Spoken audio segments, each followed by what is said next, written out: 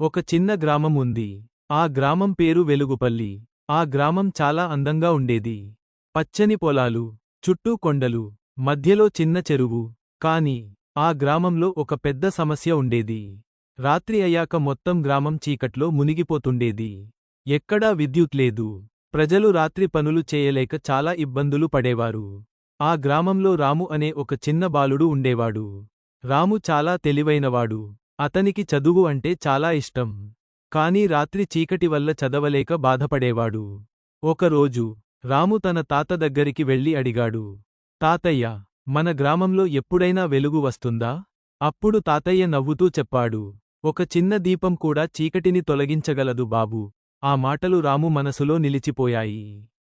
మరుసటి రోజు రాము అడవిలో తిరుగుతూ ఉండగా ఒక పాడైన సైకిల్ లైట్ కనిపించింది. దాన్ని తీసుకుని ఇంటికి తీసుకువచ్చాడు. పాత బ్యాటరీలు, పాడైన వైర్లు ఇవన్నీ సేకరించి చిన్న లైట్ తయారు చేశాడు. రాత్రి అయ్యాక ఆ చిన్న లైట్ వెలిగింది.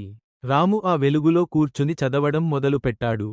ఆ వెలుగు చూసి గ్రామంలోని పిల్లలు కూడా రాము ఇంటికి వచ్చారు.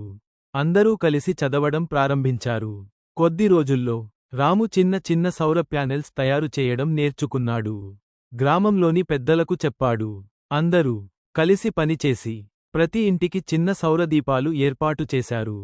కొద్ది నెలల్లో మొత్తం గ్రామం వెలుగులతో మెరిసిపోయింది. గ్రామ పెద్దలు ఆనందంతో రామును ప్రశంసించారు. అప్పుడు రాము చిరునవ్వుతో చెప్పాడు, నేను పెద్ద పని చేయలేదు. ఒక చిన్న దీపం మాత్రమే వెలిగించాను.